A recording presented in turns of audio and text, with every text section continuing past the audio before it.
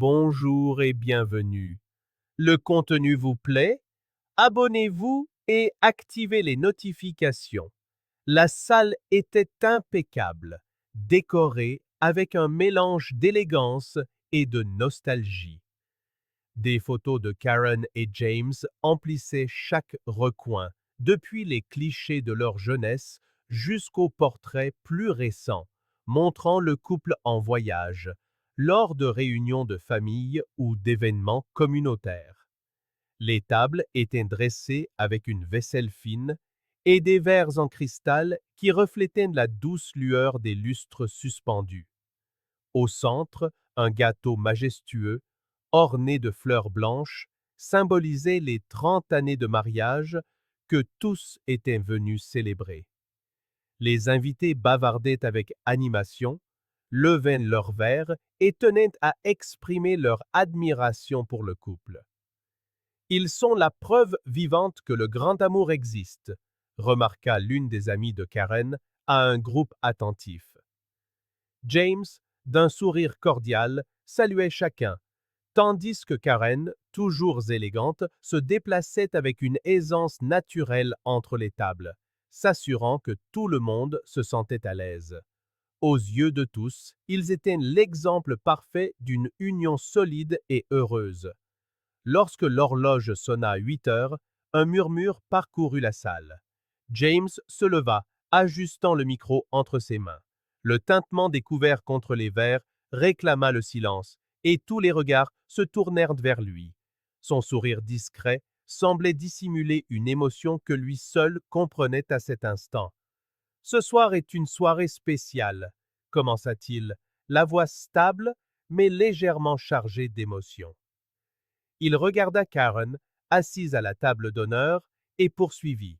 « Il y a 30 ans, nous nous sommes promis de tout affronter ensemble, et nous voici, après tout ce temps, célébrant non seulement notre amour, mais aussi la force qui nous a unis. » Les invités applaudirent et Karen sourit, bien que quelque chose dans le regard de James ait éveillé en elle un malaise diffus. Il continua, partageant des anecdotes tendres et amusantes de leur histoire, provoquant rires et soupirs dans l'assemblée. Chaque mot semblait soigneusement choisi, pourtant Karen sentait qu'il y avait autre chose, une ombre subtile, tapie entre les lignes de son discours. Malgré la chaleur de ses paroles, la façon dont il la regardait, comme s'il mesurait chacun de ses mouvements, lui fit sentir que quelque chose n'allait pas. Quand James termina, les applaudissements résonnèrent dans la salle. Il remercia tout le monde et se dirigea vers Karen, lui tendant la main pour l'aider à se lever. « Maintenant, dansons, » dit-il d'un ton doux, mais avec une intensité qu'elle seule remarqua. Karen accepta, le laissant la guider au centre de la piste, alors que l'orchestre entamait une douce mélodie. Ils se déplacèrent avec grâce, comme s'ils avaient répété ce moment. James tenait Karen fermement, leurs pas en parfaite synchronie. La musique semblait transporter les invités à une époque où l'amour paraissait simple et éternel. Ils dansaient sous les regards admiratifs, tel un couple qui avait surmonté le temps et l'adversité. Mais pendant qu'ils dansaient, les yeux de James racontaient une autre histoire. Il fixait Karen, et bien qu'il continuât de sourire, son regard avait quelque chose de perçant, comme s'il voulait voir au-delà des apparences, jusqu'à une vérité cachée. Karen sentit le poids de cet instant. Les applaudissements et les murmures alentour étaient étouffés par un silence tendu qu'elle seule semblait percevoir. La danse s'acheva sur une pirouette élégante et James la ramena près de lui. Il se pencha juste assez pour que sa voix n'atteigne que ses oreilles. « J'espère que tu profites de la soirée, » dit-il doucement. Mais ces mots, en apparence innocents, résonnèrent comme une énigme chargée de tension qui la mit mal à l'aise. Lorsqu'ils s'écartèrent, Karen remarqua un éclat différent dans les yeux de James. Ce n'était plus la lueur d'amour et de célébration à laquelle elle était habituée. C'était quelque chose de plus froid, de plus calculé. Elle lutta pour garder son sourire, mais le sentiment que quelque chose allait se produire la suivait comme une ombre persistante. La musique résonnait encore dans la salle, mais pour Karen, elle semblait lointaine, comme si le son était assourdi par une tension invisible qu'elle seule ressentait.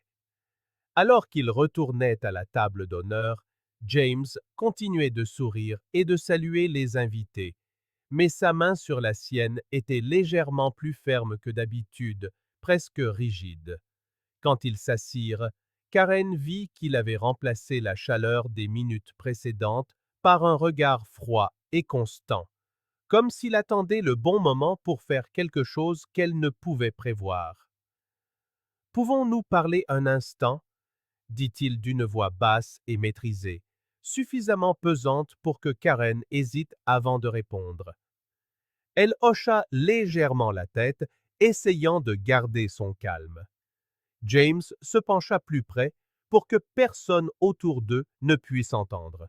« Combien de temps pensais-tu pouvoir me cacher ça, Karen ?» L'impact de ces mots la frappa comme une vague glaciale. Son cœur s'emballa, et la nausée qu'elle avait ressentie pendant la danse revint en force. Elle cligna des yeux rapidement, essayant de rester calme, tandis que son esprit luttait pour comprendre ce qu'il savait vraiment. « De quoi parles-tu, James ?» demanda-t-elle, espérant paraître assurée, mais sa voix tremblait, la trahissant. James se pencha encore plus, son visage près du sien. Il avait l'air de quelqu'un qui avait passé des nuits blanches, les yeux emplis d'épuisement et de colère contenue. « David, » prononça-t-il, articulant le nom lentement, presque venimeusement. « Depuis combien de temps ça dure ?» Karen se figea. Le nom de David résonnait dans sa tête, se mêlant à la musique et aux murmures ambiants. Elle savait que James n'affrontait jamais personne sans preuve. Il était méthodique, prudent, et s'il parlait maintenant, c'est qu'il avait quelque chose de solide. « Ce n'est pas ce que tu crois, » tenta-t-elle de dire, mais James l'interrompit avec un sourire amer, un contraste brutal avec l'image que les invités avaient de lui ce soir. « Pas ce que je crois ?» Il se renversa sur sa chaise, croisant les bras, mais gardant la voix basse. « Alors explique-moi pourquoi j'ai vu les messages sur ton téléphone, pourquoi tu devais le voir tant de fois, Karen. Tu pensais que je ne remarquerais rien, qu'après 30 ans, je ne saurais pas quand quelque chose ne va pas ?» Karen sentit son visage brûler, non seulement à cause de l'accusation, mais parce qu'elle avait, en effet, sous-estimé James. Elle chercha les mots justes, quelque chose qui pourrait atténuer les dégâts, mais savait que tout ce qu'elle dirait maintenant semblerait une excuse. « James, je n'ai jamais voulu te cacher quoi que ce soit. David, il a récemment perdu sa femme, et j'essayais juste de l'aider. C'est tout, je le jure. » Il secoua la tête lentement, comme pour digérer ses paroles. « L'aider? C'est comme ça que tu appelles ça, Karen? Parce que pour moi, ça ressemble à autre chose, ça ressemble à une trahison. » Le mot tomba comme un coup de grâce, lourd et chargé de douleur. Karen sentit les larmes monter, mais elle refusa de les laisser couler, ici, devant tout le monde. Elle lui attrapa le bras, tentant de ramener un peu d'humanité dans cet instant. « James, s'il te plaît, pas ici, pas comme ça. » Mais il se dégagea doucement, son expression se durcissant encore. « Tu veux que je me taise ?» demanda-t-il. « Après tout ça? C'est peut-être ce que tu as toujours voulu, n'est-ce pas? Que je reste aveugle, silencieux, pendant que tu faisais ce que tu voulais. » Karen regarda autour d'elle. Même s'il parlait doucement, certaines personnes commençaient à remarquer que quelque chose n'allait pas. Le sourire forcé qu'elle arborait commença à se fissurer. Ce n'était pas comme ça, James. Jamais. Sa voix était un mélange de supplication et de désespoir. Il la fixa pendant de longues secondes, puis se leva brusquement. « Ce n'est pas fini, Karen, » dit-il avant de s'éloigner de la table et de disparaître dans la foule. Elle resta là, assise, les mains tremblantes, sentant les regards curieux se tourner vers elle, alors qu'elle essayait de comprendre comment la soirée censée célébrer 30 ans de mariage s'était transformée en un cauchemar silencieux. Karen resta assise, paralysée, tandis que le brouhaha dans la salle reprenait autour d'elle. Certains chuchotaient, jetant des regards discrets, mais elle avait l'impression que tout le monde se concentrait sur elle, attendant une confirmation des soupçons qui germaient dans leur esprit. Ses doigts tremblaient sur la serviette posée sur ses genoux, et son cœur battait si fort qu'elle craignait que quiconque puisse l'entendre. Elle tenta de se ressaisir. Prenant une profonde inspiration, elle se leva lentement et força un sourire en parcourant la salle, répondant aux salutations de connaissance comme si de rien n'était. Chaque pas était calculé, chaque mot délibéré. À l'intérieur, c'était le chaos. Où était James? Que comptait-il faire? Et surtout, comment pourrait-elle contenir ce qui ressemblait à une bombe à retardement? Karen aperçut sa meilleure amie, Margaret, qui semblait intriguée par son comportement étrange. « Est-ce que ça va, Karen ?» demanda Margaret en lui touchant doucement le bras. Karen sourit, mais ne put cacher le trouble dans ses yeux. « Bien sûr, Margaret. Je suis juste un peu fatiguée. Organiser tout ça a été plus épuisant que je ne le pensais. » Margaret plissa les yeux, clairement pas convaincue, mais décida de ne pas insister.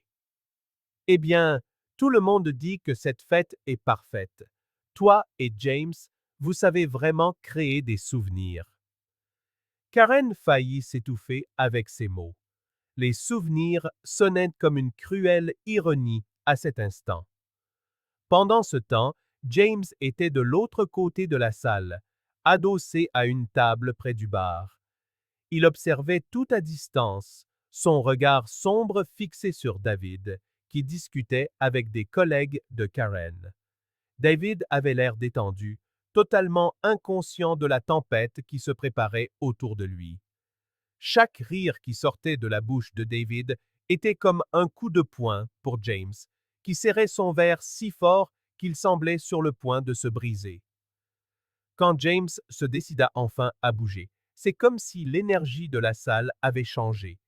Il se dirigea vers David d'un pas lent et déterminé, sans jamais le quitter des yeux. Karen vit la scène de loin et sentit une vague de panique lui serrer la poitrine. « S'il te plaît, ne fais pas ça ici, » murmura-t-elle pour elle-même. Mais il était déjà trop tard. James s'arrêta à quelques pas de David, qui ne remarqua sa présence qu'au dernier moment. David se tourna, souriant poliment, mais son sourire s'effaça dès qu'il vit l'expression de James. « James, » dit David, tendant la main pour le saluer. « Ravi de te voir. » James ignora la main tendue et se pencha légèrement en avant. « Ravi de me voir, David, » commença-t-il d'une voix basse, chargée de tension. « Je ne pense pas que tu devrais te sentir si à l'aise ici.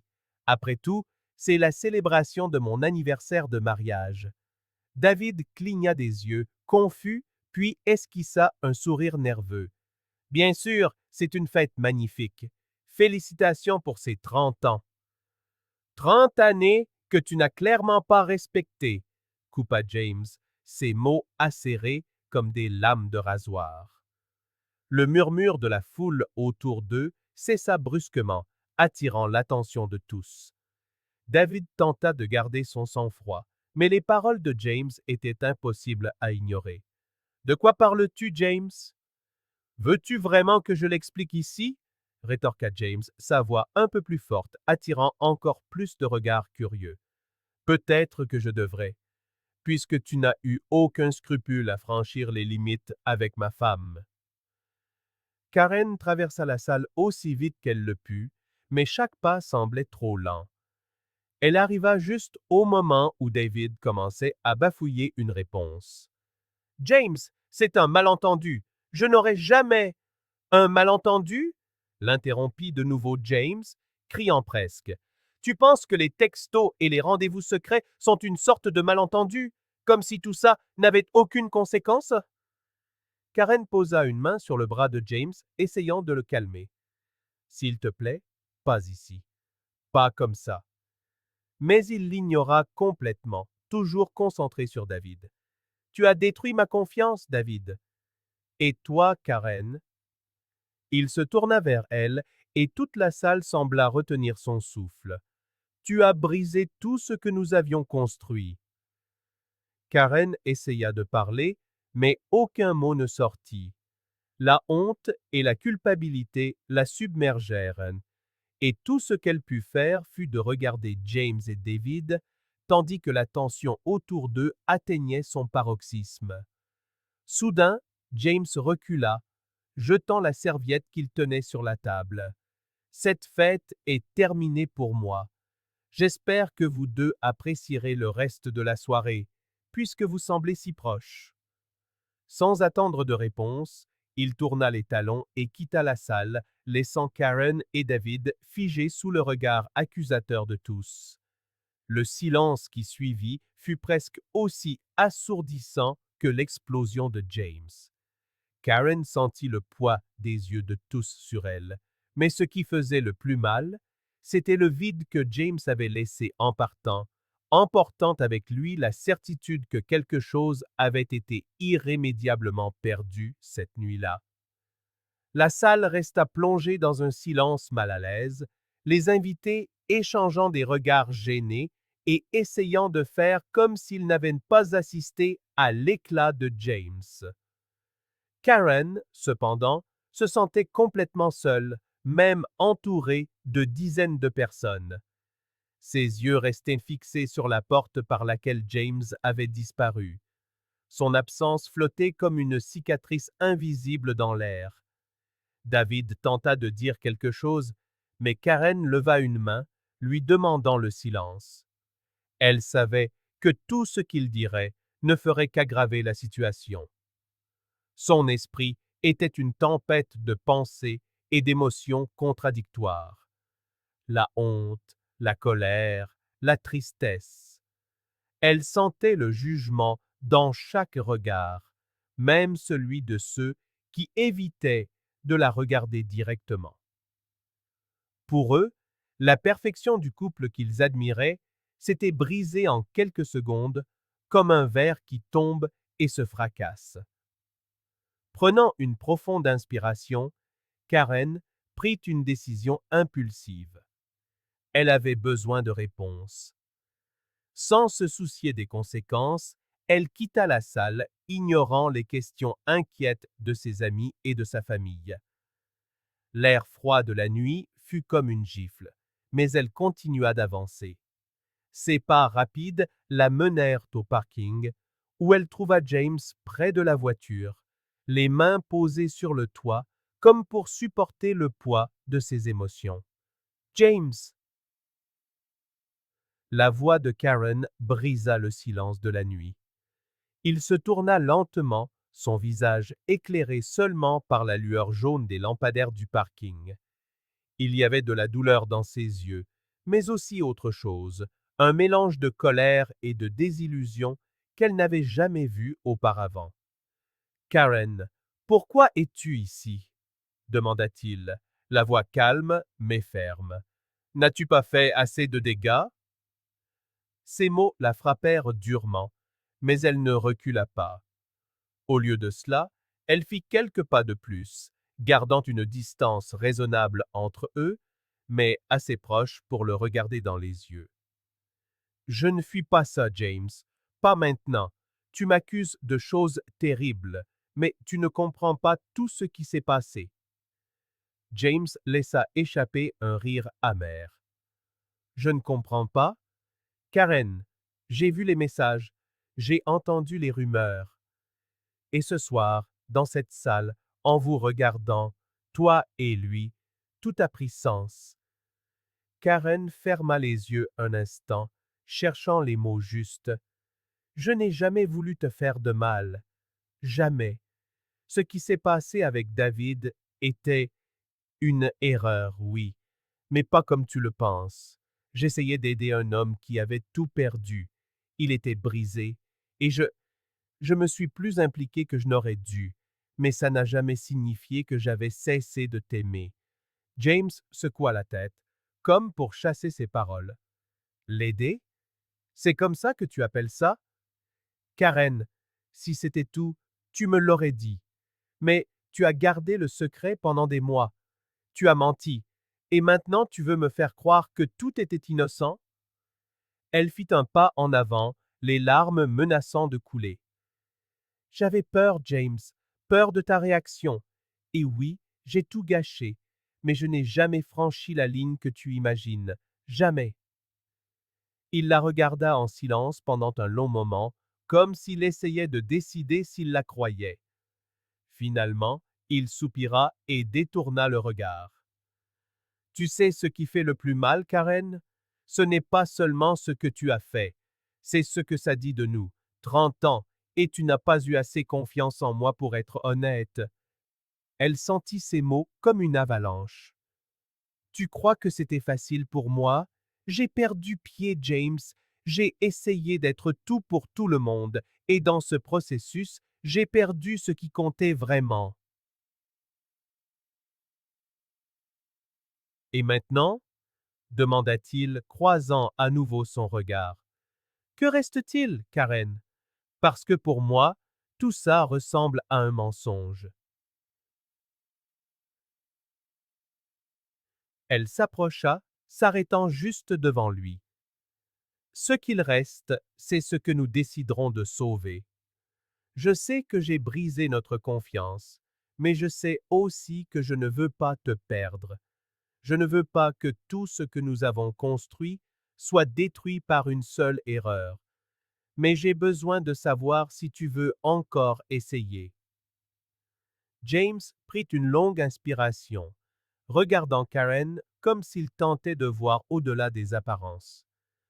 Je ne sais pas, Karen. J'ai besoin de temps. J'ai besoin d'espace, parce que pour l'instant, tout ce que je vois, c'est la femme qui m'a brisé le jour qui aurait dû être le plus heureux de notre vie. Il monta dans la voiture, refermant doucement la portière sans la claquer.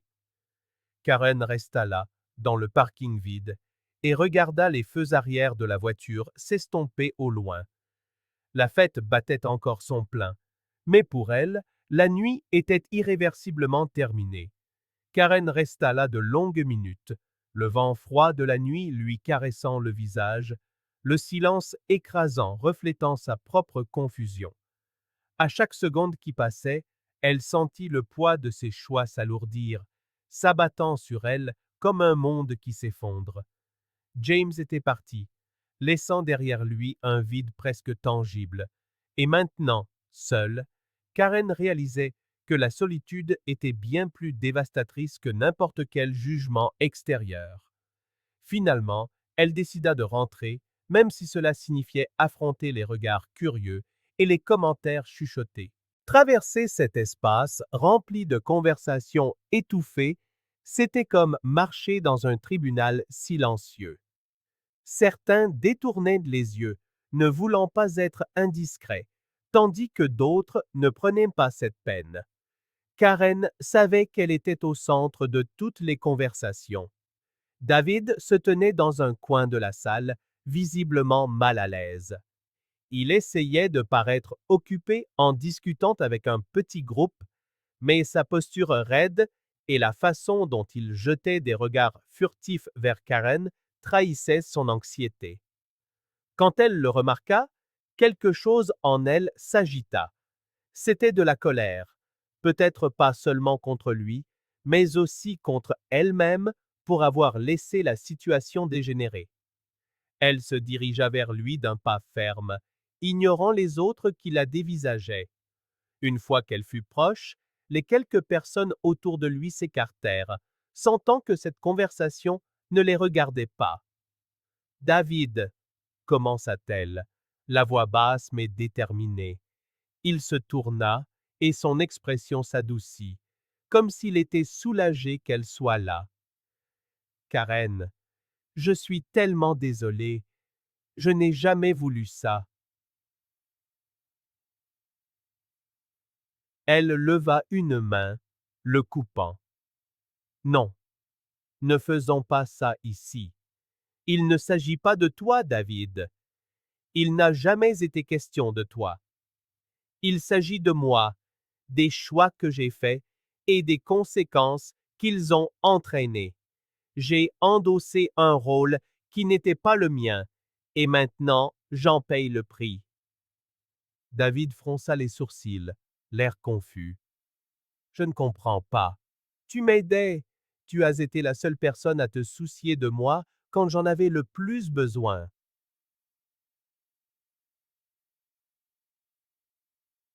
Et c'est là le problème, répondit-elle, la voix tremblant légèrement.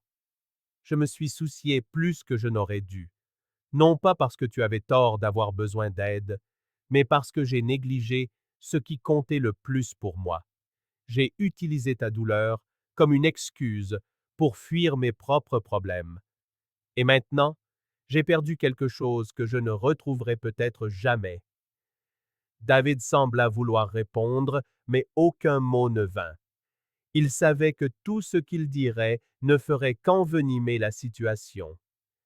Karen n'attendit pas. Sans un regard en arrière, elle le laissa seul et retourna à la table principale, où la soirée battait encore son plein, mais ressemblait désormais à une toile de fond lointaine. Des heures plus tard, quand la fête prit fin, Karen rentra chez elle. La maison était silencieuse, d'un calme presque oppressant. Elle traversait le couloir, le regard attiré par les photographies accrochées au mur. Chacune lui rappelait des moments heureux qui semblaient maintenant si lointains.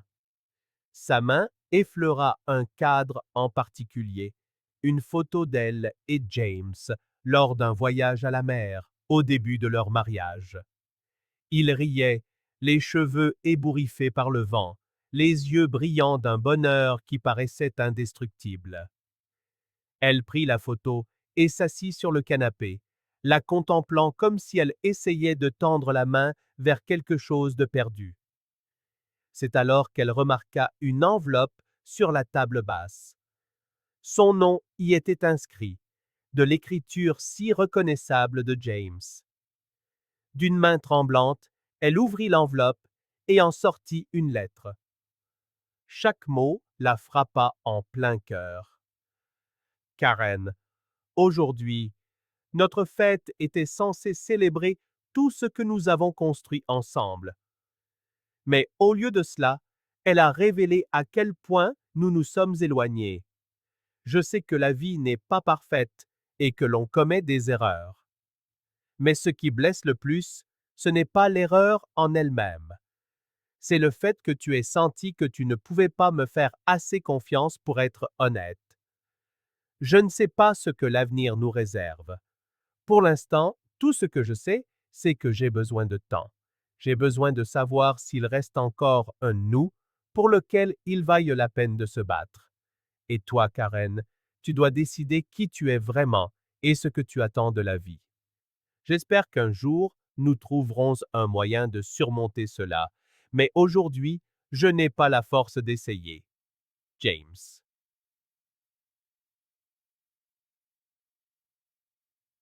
Les larmes de Karen coulèrent un temps fin, brûlantes et infinies, tandis qu'elle serrait la lettre comme si c'était son dernier lien avec l'homme qu'elle aimait.